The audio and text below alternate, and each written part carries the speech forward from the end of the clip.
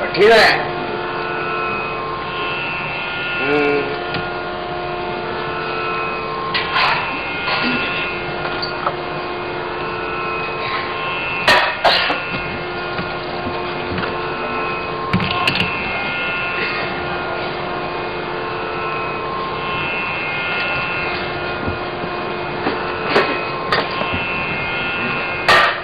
काळेची पेटी,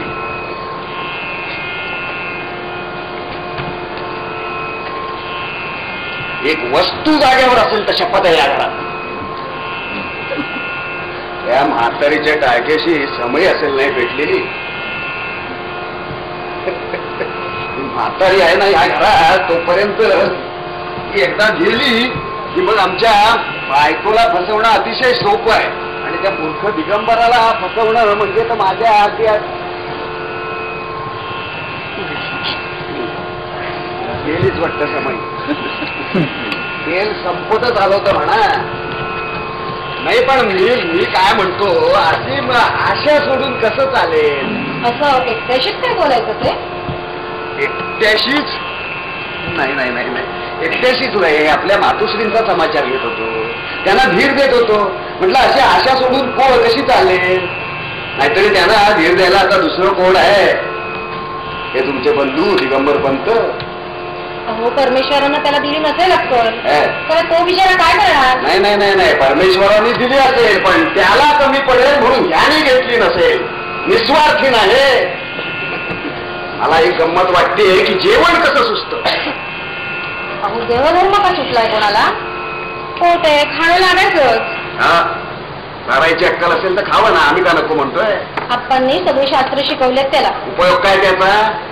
उपयोग काय? धंदा करण्याची अक्कल आहे का? धंदा कसला? भिक्षुकीचा. भिक्षुकी धंदा म्हणून केली तर त्यानं सुद्धा पोट भरता येतं माणसाला.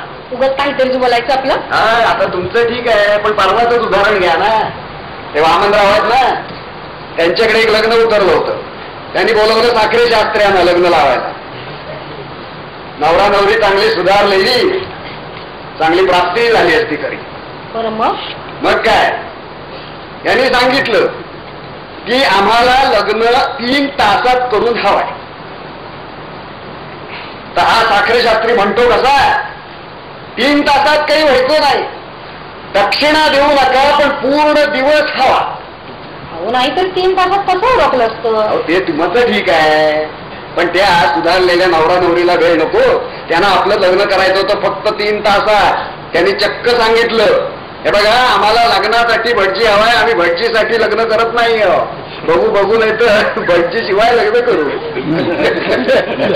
त्याच्या मूर्खपणामुळे आजचं गिराईक गेलं. जाऊ दे. गिराईक? आता भिक्षुकी हा धंदाच करतो ना आपण, म्हणजे आपलं गिराईक असते. गेलं. मग त्या वामनरावांनी मला निमंत्रण पाठवलं आणि त्याला अर्धचंद्र दाखवला. तुम्हाला नाही म्हणजे तुम्हाला आश्चर्य वाटलं साहजिक आहे. म्हणजे मला काय येतं काय येत नाही हे तुम्हाला ठाऊक आहे, त्यांना कुठे. अतिशय हळू आवाजात 2-4 वेळा रामरक्षा म्हणली. दक्षिणाम समर्पयामी पुष्पम समर्पयामी नाती चरामी नाती चरामी हे 2-4 मंत्र 3-4 वेळा त्यांना म्हणायला लावले. त्यांना वाटलं आपलं लग्न झालं की दक्षिणा घेऊन घरी आलो. अहो समजत नाही का काय विचारताय? त्या एवढ्या लग्न मंडपात भरलेल्या भटजीकडे लक्ष द्यायला वेळ असतं कोणाला? नाही म्हणजे तुम्ही बघा विहीर, त्या भिणीला मानपानाकडे, वरपित्याला वरदक्षिणेकडे, होतकरू तरुण तरुणींचं आता आपलं असं कधी होईल याच्याकडे, आणि नवरा नवरीचं